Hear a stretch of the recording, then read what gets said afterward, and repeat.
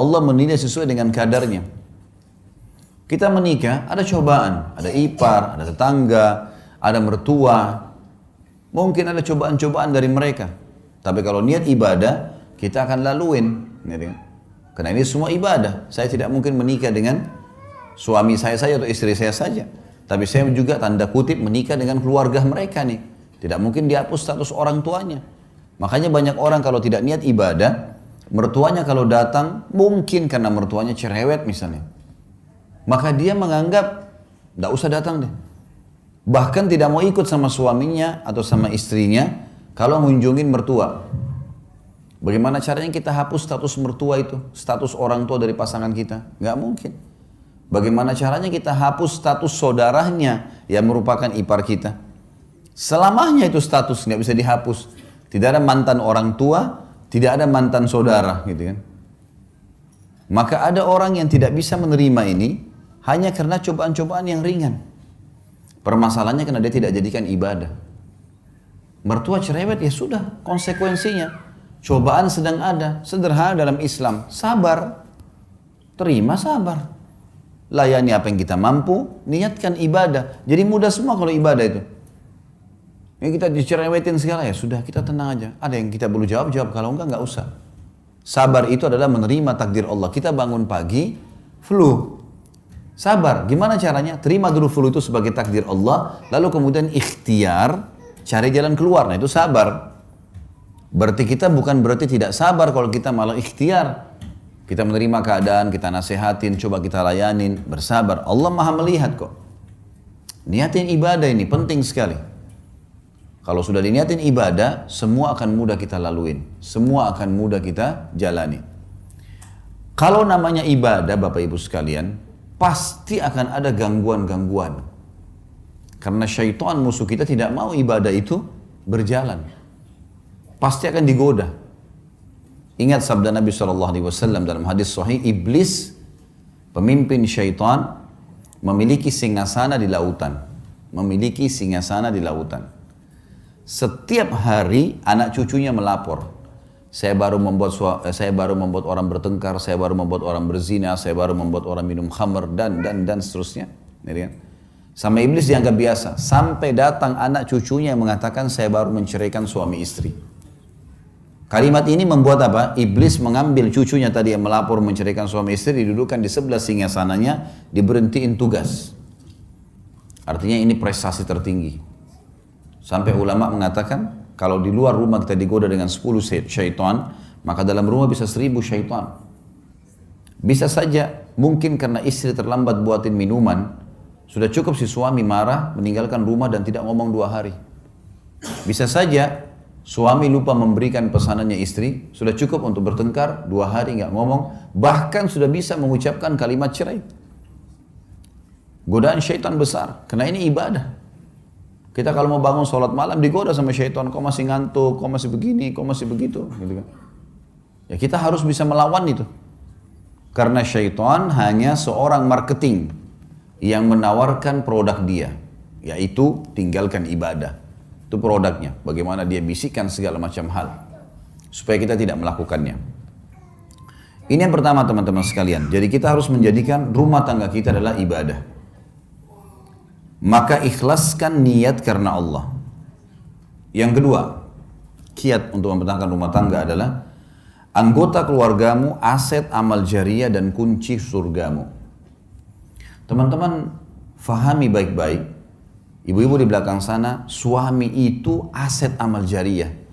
Cuma siapin makannya, siapin minumannya, siapin bajunya, mati masuk surga. Simple sekali.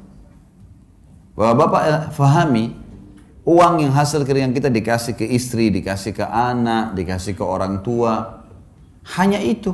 Pada saat ada sesuatu yang rusak di rumah diperbaikin, mati masuk surga. Ini luar biasa ini sebenarnya. Orang-orang di sekitar kita ini sudah aset-aset amal jariah. Bapak-bapak misalnya kasih duit ke istrinya, ini beli makanan.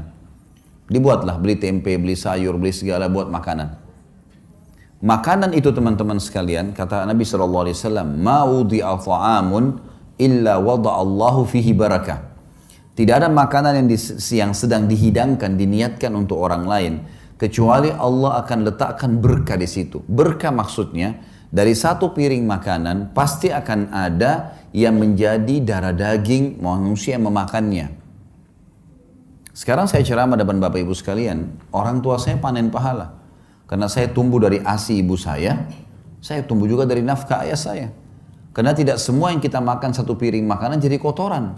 Ada yang jadi energi, ada yang jadi bagian tubuh kita. Sekarang bapak-bapak kasih ke istrinya, istrinya makan, anaknya makan. Bukankah itu jadi amal jariah buat dia?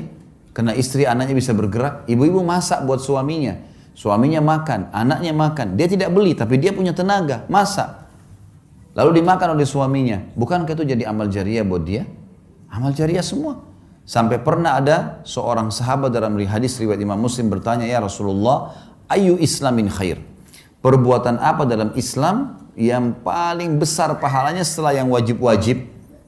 Kata Nabi SAW, tut'imut ta'am wa tusallimu ala man ta'rif wa man lam ta'rif. Engkau memberikan makan kepada siapa saja. Di sini masuk suami istri, anak, orang tua dan orang-orang lain, dan engkau memberikan salam kepada orang yang kau kenal dan kau tidak kenal. Jadi anggota keluarga kita tuh aset amal jariah. Bapak-bapak misalnya masalah duit, nafkah. Nanti kita akan bahas itu di poin selanjutnya tentang masalah hak dan kewajiban. Kita disuruh berikan uang, hasil keringat kita. Nafkah itu sesuatu yang kalau tidak dikasih, roda kehidupan gak bisa jalan. Jadi ibu-ibu bisa beli makanan, air, makan, listrik, ya. Sesuatu yang memang harus ada. Kalau enggak, maka tidak berjalan roda kehidupan. Itu namanya nafkah. Kata Nabi SAW, dinar yang engkau keluarkan untuk fakir miskin, dinar yang engkau keluarkan untuk pembebasan budak, dinar yang engkau keluarkan untuk jihad di jalan Allah, dan dinar yang engkau keluarkan untuk istri anakmu jauh lebih besar pahalanya, mengalahkan pahala yang lain-lainnya di dalam rumah itu. Berarti bapak-bapak setiap bulan terima gaji atau ada pendapatan kasih ke istri anak, itu mengalahkan pahala sedekah untuk jihad, mengalahkan pahala sedekah untuk fakir miskin. Tapi bukan berarti hadis ini ibu-ibu misalnya bilang, nah itu kan ada hadis tadi, berarti semua gaji suami harus saya pegang. Bukan itu maksudnya ya. Karena kita bicara masalah nafkah ya. Nafkah itu yang kalau gaji suami 5 juta misal contoh, lalu suami yang bijak, saya melakukan hal itu pada istri saya, disusunlah kebutuhan rumah A, B, C, D, F, G, A sampai sekian. Oh ini contoh saja, contoh gaji saya 5 juta, oh ternyata kebutuhan rumah 4 juta. Ini 4 juta ya, nafkah rumah. Ini 500.000 bonus buat kamu karena kamu sudah bantu bersihin rumah segalanya. 500.000 yang sisa, suami punya hak mengelola. Jangan juga bapak-bapak ada yang, maaf kalau ada yang terjadi ini ya, jangan juga tidak punya kawam, dia bukan pemimpin, semua gaji dikasih istrinya, dia mau beli pulsa pun minta sama istrinya. Gimana caranya? Beliin saya pulsa, loh kok lucu itu, kok malah dia minta sama istrinya? Nggak boleh, mestinya dia bisa punya kawam, dia yang beliin istrinya, iya harus punya kemuliaan. Nanti kita bahas di sini masalah kenali karakter pasangan. Ada poin-poin setelahnya. Jadi ibu-ibu punya hak di sisi nafkah, tapi ibu-ibu tidak punya hak lebih daripada itu. Kalau lebih sunnah, sebagaimana bapak-bapak tidak punya hak di harta pribadinya ibu. Misal ibu-ibu di sini ada sebelum nikah sudah punya usaha, atau setelah nikah dapat warisan dari orang tuanya. Tidak bisa suaminya bilang, kamu kan sudah 10 tahun saya nafkahi, ini dapat warisan 200 juta bagi 2 ya. Nggak boleh itu. Dia nggak punya hak 1 rupiah pun. Laki-laki, suami nggak punya hak dari harta istri pribadi. Istri punya hak nafkah saja. Lebih daripada itu sunnah, bukan kewajiban. Ini nanti kalau memahami secara benar, seperti batu bata yang kita letakkan di tembok bangunan, maka akan rapi kalau benar semuanya. Tapi yang jelas, sekarang kalau laki-laki mau menjadikan aset amal jariah, apapun hasil keringatnya diberikan kepada istri anaknya adalah sedekah yang paling besar. Wanita misalnya, ibu-ibu di belakang sana. Apa kata Nabi SAW? Kata kunci sederhana masuk surga. Wanita, istri manapun yang menjaga 5 waktu sholatnya. Kemudian berpuasa Ramadannya. Ini nggak disebutin sholat sunnah ya, sholat wajib saja dulu. Kalau sholat sunnah ibu-ibu kerjain itu sudah plus. Sholat 5 waktu, azan langsung sholat, subuh sampai isya. Kemudian yang kedua tiba Ramadan, puasa Ramadan, belum dimasukkan puasa sunnah. Dan dia mentaati dan melayani suaminya pada hal yang ma'ruf. Ma'ruf ini maksudnya bukan melanggar agama. Kecuali pada saat dia meninggal, dia boleh masuk, dia boleh pilih 8 pintu surga yang mana dia mau masuk. Hanya 3 hal saja. Sederhana sekali kita bisa menjadikan rumah tangga kita sebagai aset amal jariah. Orang-orang ini nih, suami istri, orang tua, mati ya.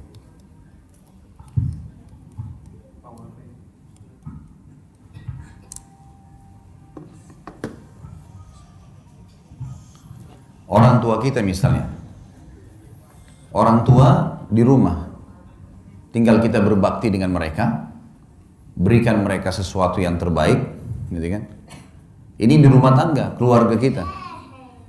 Maka kita sudah bisa panen surga. Allah menjadikan bakti dengan kedua orang tua setelah iman kepadanya.